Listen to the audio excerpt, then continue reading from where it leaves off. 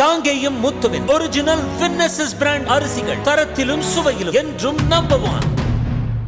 திமுகங்கிற பலமான கூட்டணியை எதிர்த்து அதிமுக மெகா கூட்டணியை அமைக்கலனா கூட அவங்களுக்கு பலம் தானே அதிமுகவுக்கு? திரு ஷபீர், அதிமுகவுக்கு பெர்செப்ஷன் வைஸ் வந்து அவங்களுக்கு ஒரு பின்னடைவு தான். பாமக கூட்டணியை நம்பி இருந்தாங்க, வந்துருவாங்க அப்படின்னு. நேற்று மாலை இன்று காலை வரைக்கும் பார்த்தீங்கன்னா பாமக அதிமுக தான் கூட்டணி அப்படின்ற அளவில் அந்த பேச்சுவார்த்தை என்பது இருந்துச்சு, அந்த டாக் அப்படின்றது இருந்துச்சு. நேற்று எம்எல்ஏ அருள் அவர்களை எதிர்கட்சி தலைவர் திரு எடப்பாடி பழனிசாமியை அவர் அனுப்புனதே வந்து கூட்டணி பேசுறதுக்கெல்லாம் இல்லை, யாரோ ஒருத்தருக்கு தகவல் சொல்றதுக்கு. நாங்கள் வரல இல்லை, சரி இங்க பாருங்க இங்க பேசிட்டு இருக்கோம், நீங்க டக்குன்னு ஒரு ஆஃபர் பண்றீங்களா இல்லையா அப்படின்னு. பாஜகவுக்கு தகவல் சொல்லவா? பாஜகவுக்கு உங்ககிட்ட இந்த ஆஃபர் வரல, இங்க தான் வந்துட்டு இருக்கு, நான் இங்க போறேன் அப்படின்றது அது டிபிக்கல் டாக்டர் ராமதாஸ் உடைய ஸ்டைல். அவர் அப்படிதான் பண்ணுவாரு.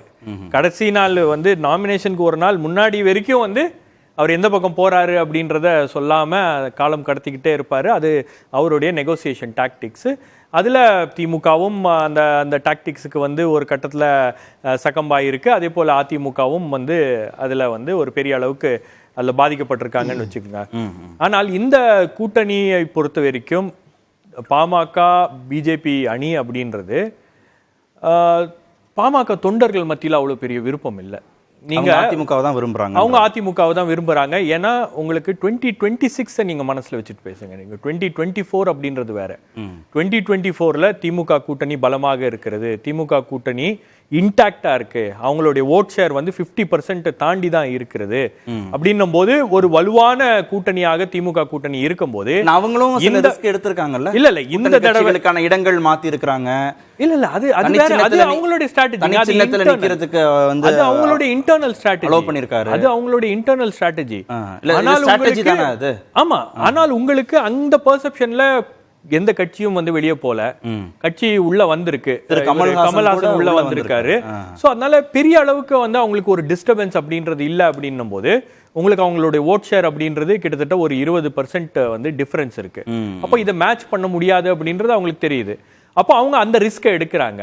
அவங்க சில தொகுதிகளை மாற்றி கொடுக்குறாங்க, சில கேண்டிடேட்ஸை மாற்றுறாங்க, ஒரு புது வியூகத்தோட வந்து அவங்க இந்த தேர்தல் களத்தை சந்திக்கணும்னு பார்க்குறாங்க. காரணம் என்னன்னா 2024 தேர்தலில் நீங்கள் நினச்ச அளவுக்கு சீட்ஸை வந்து நீங்கள் ஜெயிக்கலைன்னா உங்களுக்கு இங்கேயும் வந்து ஒரு பெரிய பின்னடைவு ஏற்படும், அதே போல டெல்லியிலும் ஒரு பெரிய பின்னடைவு ஏற்படும், இந்தியா கூட்டணியிலும் ஒரு பெரிய பின்னடைவு ஏற்படும், அதே போல நீங்க பாஜகவை சமாளிக்கிறதுல கூட உங்களுக்கு ஒரு பெரிய பின்னடைவு ஏற்படும் அப்படின்ற அந்த கால்குலேஷன்ஸ் எல்லாம் அதிகமான தொகுதிகளில் வெற்றிங்கிறது திமுகவுக்கும் ஒரு நிர்பந்தமா.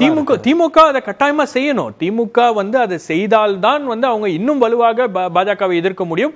அதே நரேட்டிவோட 2026ல அவங்க போக முடியும் அப்படின்றது ஒரு விஷயம். காங்கிரஸுக்கான தொகுதிகள் மாற்றி கொடுத்ததுக்கு பின்னாடி இந்த தான் இருக்கா? கட்டாய வின்னிங் தானேங்க அல்டிமேட் கோல். என்ன ஜெயிக்கணும், அதுக்கு நீங்க கேண்டிடேட் மாத்துங்க, தொகுதியை மாத்துங்க அப்படின்னா அந்த அழுத்தங்கள் கொடுக்கக்கூடிய இடத்துல இன்னைக்கு திமுக இருக்குல்ல, காங்கிரஸ் அதை ஏற்றுக்கொள்ளக்கூடிய ஒரு நிலையில இருக்காங்க இல்லையா.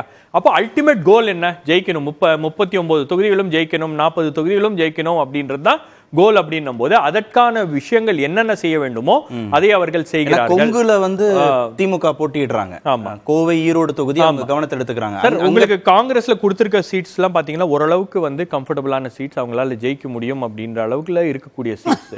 இன்னொரு பக்கம் வந்து எந்தெந்த தொகுதிகள்லாம் வந்து டஃபா இருக்கோ அந்த தொகுதிகள்லாம் நாம எடுத்துக்கலாம் அப்படின்றது முதலமைச்சருடைய ஆலோசனை. உதயசூரியன் சின்னம் இருக்கணும்னு பாக்குறாரு அந்த இடத்துல. உதயசூரியன் சின்னம் இருக்கணும். அது மட்டும் இல்லாம உங்களுக்கு திருநெல்வேலியெல்லாம் வந்து திமுகல 3 கோஷ்டி இருக்கு, பெரிய பிரச்சனை இருக்காங்க.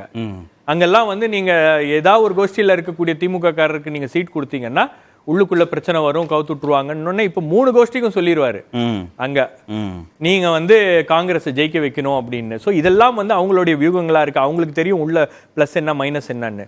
பாமக பாஜகவை பொறுத்த வரைக்கும் ஒரே ஒரு விஷயம், நான் வந்து கடந்த இவ்வளவு காலங்களாக நம்ம பார்த்துட்டு இருக்கோம், இப்போ ஒரு கூட்டணி குறித்து ஒரு முடிவு எடுக்க போறாங்க அப்படின்னும் போது பாமக அது பெரிய அளவுக்கு ஒரு ஒரு பெர்செப்ஷன்ல ஒரு பெரிய அளவுக்கு ஒரு சீனை கிரியேட் பண்ணுவாங்க.